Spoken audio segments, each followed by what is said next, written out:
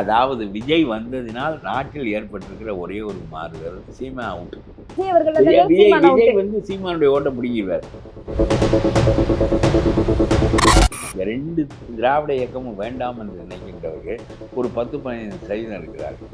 அவர்கள் தான் விஜயகாந்தை உருவாக்குகிறார்கள், சீமானை உருவாக்குகிறார்கள், விஜயை உருவாக்குகிறார்கள். பிறகு இவர்கள் வெளியேறி விடுகிறார்கள். புதிய விஜய் இதுக்கப்புறம் புதுசா ஒரு ஆள் வருவா வந்துகிட்டே இருப்பார்கள்.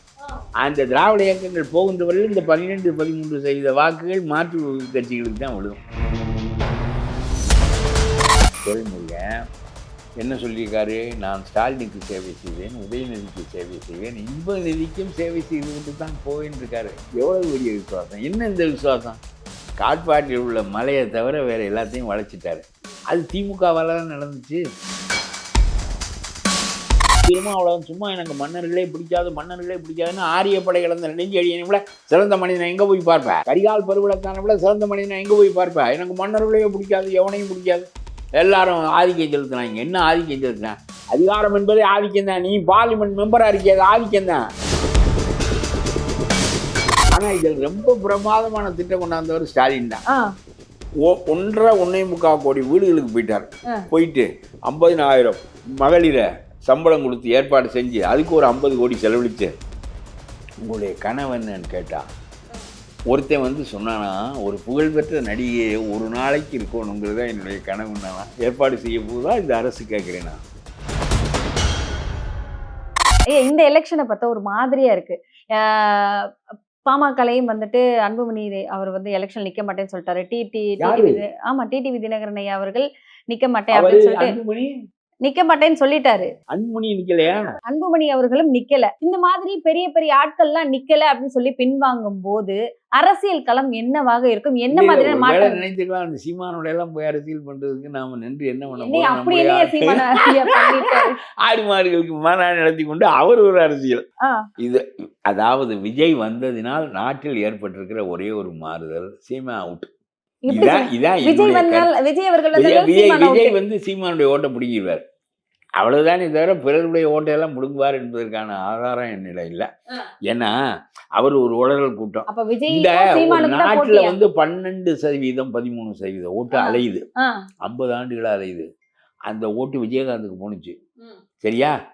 விஜயகாந்த் அந்த அளவு தான் வாங்க முடிஞ்சு தனிச்சு. கூட்டணியில் சேர்ந்து தான் எதிர்கட்சியாக முடிந்ததை தவிர தனியாக நின்ற போது 12-13% வாக்குகள் தான் பெற முடிஞ்சிச்சு. அந்த ஓட்டு விஜயகாந்த் இல்லாத போது அதில் ஒரு பகுதி சீமானுக்கு போணுச்சு. அப்போ விஜய் வரல. அப்புறம் விஜய் வந்த பிறகு அந்த ஓட்டு விஜய்க்கு வந்து விடும். சீமா அவுட்டு. அப்புறம் விஜயும் வாங்கி 10-12% நம்ம என்ன தொங்க முடியும்? ஒன்றும் தொங்க முடியாது. ஆட்சிக்கெல்லாம் வர முடியாது. அப்புறம் அவர் போனதுக்கு அப்புறம் இந்த ஓட்டு மறுபடியும் புதுசா எவன் வருவான்னு பார்த்துக்கணும். நம்முடைய மக்களுக்கு இந்த ரெண்டு திராவிட இயக்கமும் வேண்டாம் என்று நினைக்கின்றவர்கள் ஒரு 10-15% இருக்கிறார்கள். அதிகம் 15%, குறைந்தது 12%. அவர்கள் தான் விஜயகாந்தை உருவாக்குகிறார்கள், சீமானை உருவாக்குகிறார்கள், விஜயை உருவாக்குகிறார்கள். வேண்டும் என்று இல்லை, அவர்களுக்கு போட மாட்டேன் என்று சொல்லி அவர்கள் போடுகின்ற வாக்குகளால் இவர்கள் உருவாகி விடுகிறார்கள். பிறகு இவர்கள் வெளியேறி விடுகிறார்கள். புதிய விஜய் இதுக்கப்புறம் புதுசா ஒரு ஆள் வந்துகிட்டே இருப்பார்கள்.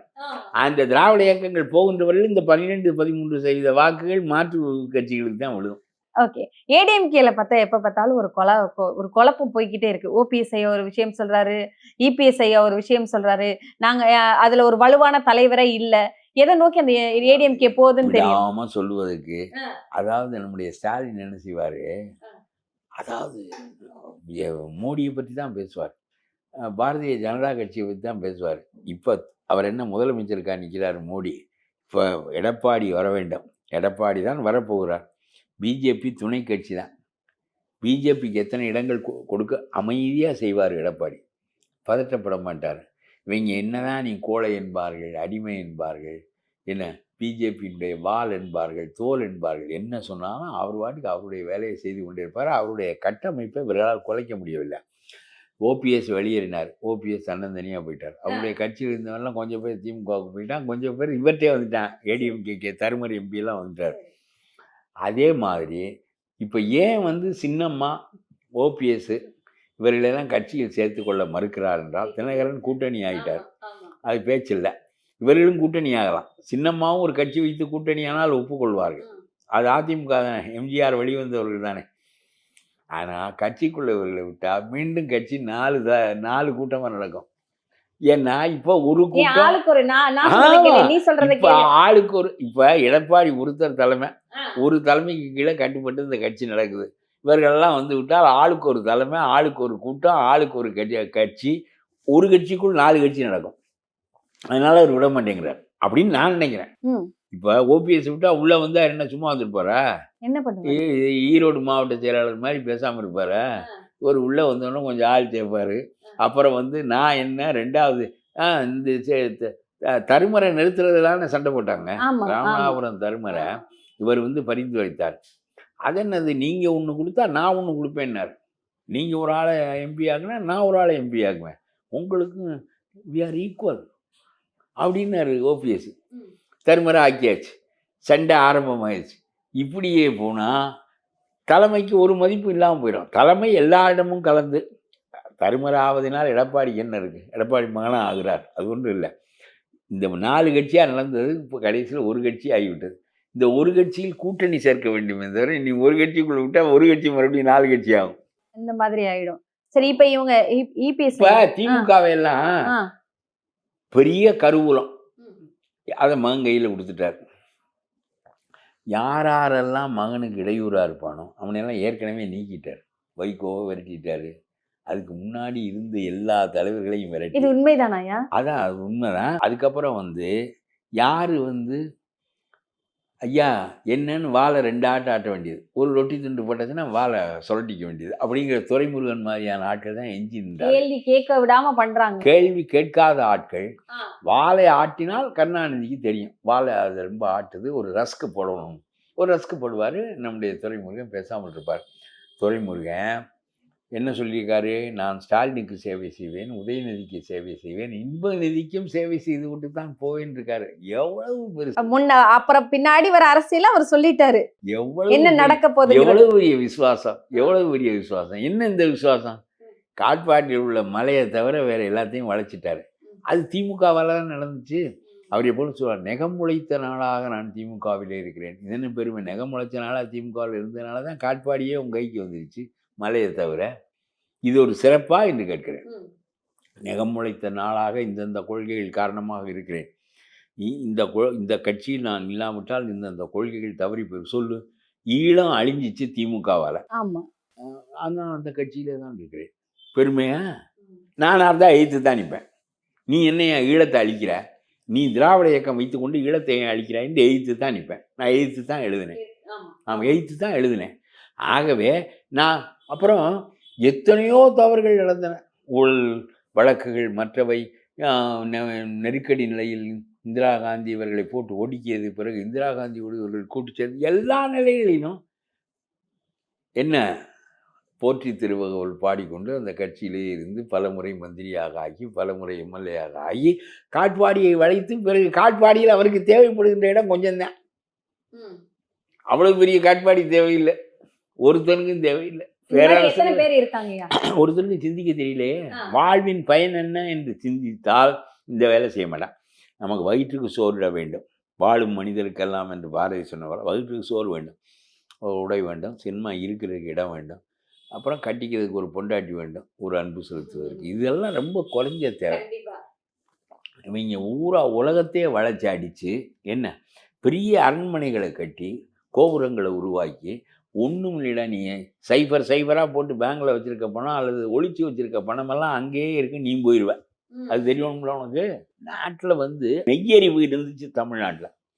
சங்க இலக்கியத்தெல்லாம் படித்தா ஒவ்வொரு மன்னன் நேர்மையாக இருந்திருக்கேன். திருமாவளவன் சும்மா எனக்கு மன்னர்களே பிடிக்காதுன்னு ஆரிய படை இழந்த நெஞ்சு அடியனை விட சிறந்த மனிதனை எங்கே போய் பார்ப்பேன்?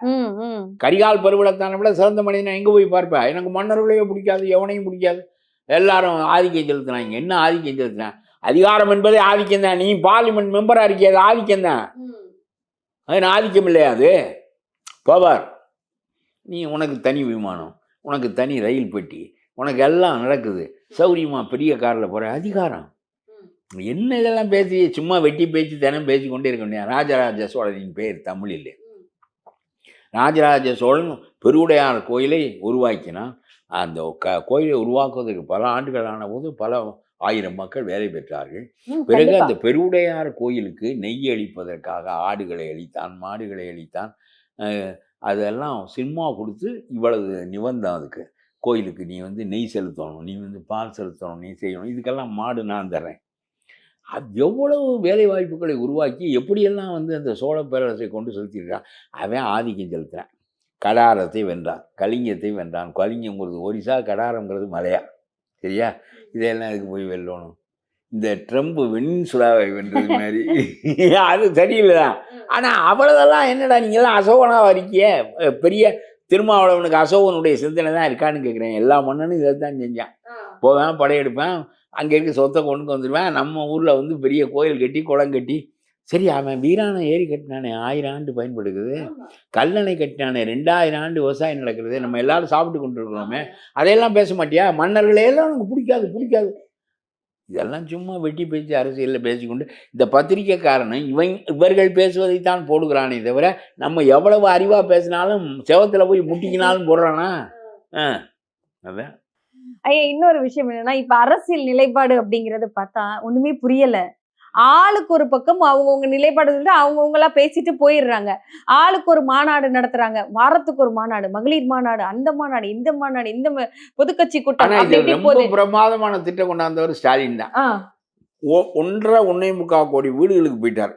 போயிட்டு 50,000 மகளிரை சம்பளம் கொடுத்து ஏற்பாடு செஞ்சு அதுக்கு ஒரு 50 கோடி செலவழிச்சு, உங்களுடைய கனவு என்னன்னு கேட்டா, ஒருத்தன் வந்து சொன்னானா, ஒரு புகழ்பெற்ற நடிகையை ஒரு நாளைக்கு இருக்கணுங்கிறதா என்னுடைய கனவுன்னானா, ஏற்பாடு செய்ய போதா இந்த அரசு கேட்குறேனா? என்னடா கனவு கேட்குறீங்க? சொன்னாங்களா? ஆமா, ஒருத்தன் சொன்னானா, ஒருத்தி ஒரு பொம்பளை வீட முடிவு போயிட்டாலாம். உள்ளது தர மாட்டேங்கிறேன், அரிசி ஒழுங்கா போட மாட்டேங்கிறேன், வீச்சம் பிடிச்ச அரிசியை போடுற, இதுல கனவு வேற கேட்க வந்துட்டியான்னு ஒரு பொம்பளை கேட்டாலாம். இதெல்லாம் சொல்லுகிறார்கள், பத்திரிகையில் இப்படியெல்லாம் கேட்டார்கள், மக்கள் சலித்தார்கள், பல பேர் பதிலே சொல்லவில்லை என்று சொல்லுகிறார்கள். இந்த கனவு திட்டத்தினுடைய அடிப்படையில் இவர்கள் வந்து தேர்தல் அறிக்கை தயாரிக்கிறார்களாம். நான் சொல்றேன், பல பேர் கேட்டது வீட்டு மனை வேணும், வீடு வேணும், கொடுப்பியா? 2 கோடி பேருக்கு கொடுக்கணும், கொடுப்பியா? வைத்திருக்கிறாயா? நீ சமத்துவம் கட்டினிய நாட்டில் சமத்துவம் வந்துச்சா? ஜாதி ஒழிந்ததா? அதாவது எல்லா ஜாதிக்கும் ஆளுக்கு ஒன்று கொடுத்தாரு. அந்த ஜாதிக்காரெல்லாம் வேற யாரும் இல்லை, திமுகவில் உள்ள ஒவ்வொரு ஜாதிக்கும் ஒரு வீடு கொடுத்தாரு. அவன் திமுகவில் பிள்ளையா இருப்பேன், கோனாராக இருப்பேன், தேவராக இருப்பேன், எல்லாருக்கும் ஒரு வீடு. அதில் ஒரே ஒருத்தர் சம்மந்தம் இல்லாத வீடு பெற்றது பாப்பான் தான். ஏன்னா சமத்துவ உறவுல அது. ஐயருக்கும் ஒரு வீடு கொடுத்தாங்க, ஐயருக்கு மட்டும்தான் ஆள் ரெடி பண்ணிருப்பாங்க. ஆமா, அவங்களுக்கு வேண்டிய ஆளுலாம் கொஞ்சம் எதுக்காதவனா ரெடி பண்ணி வச்சுக்குவாங்க. எஸ்வி சேகர் மாதிரி ஆள் இருப்பான்ல, இந்த எஸ்வி சேகர், மைத்திரேயன், இவங்களுக்கெல்லாம் திமுக ஒரு கேடு, இது ஒரு கட்சின்னு இந்த ஐயர்கள் போய் சேருது பாருங்க. இவங்களுக்கு ஏதாவது யோசனை இருக்கா? அதனால அவங்களுக்கு ஒரு சமத்துவத்தில் ஒரு வீடு வேணால் கொடுப்பாங்க. ஐயருக்கு கொடுக்குற வீட்டை எஸ்வி சேகர் என்ன பணமாக இல்லை அது. ஆக இது என்ன கனவு திட்டம்? இதெல்லாம் ஒரு அரசியல் என்று கனவு திட்டம். இது ஒவ்வொருத்தரும் வச்சிருக்கான் கனவு, கொஞ்சம் நெஞ்சம் இல்லை.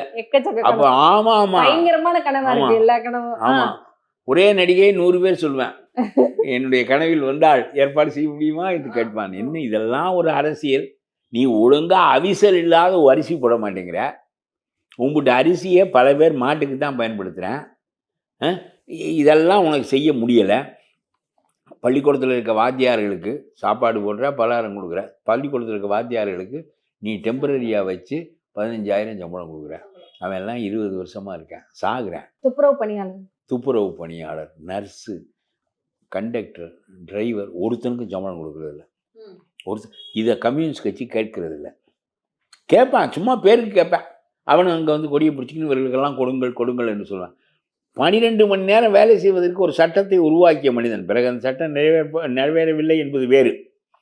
அப்படி ஒரு மனப்பான்மை உள்ள முதலமைச்சரை நாம் பெற்றுக்கிறோம். அது ஒன்றுக்காகவே இந்த முதலமைச்சர் விரட்டப்பட வேண்டும் என்று நான் சொல்லுவேன். விரட்டிட்டா யார் வருவா? இல்லை, விரட்டினா மாற்றி வரும். 50 ஆண்டுகளாக மாறி மாறி தான் ஆண்டு இருக்கிறார்கள். என்ன இப்போ நாடு கெட்டு போச்சு, இதே மாதிரி தான் இருக்கு. அதனால அதாவது யார் வந்தாலும் இவர்களை விட பரவாயில்லை. அதுதான் என்னுடைய கருத்து. கண்டிப்பா. தொடர்ந்து பேசுவோம். நன்றி.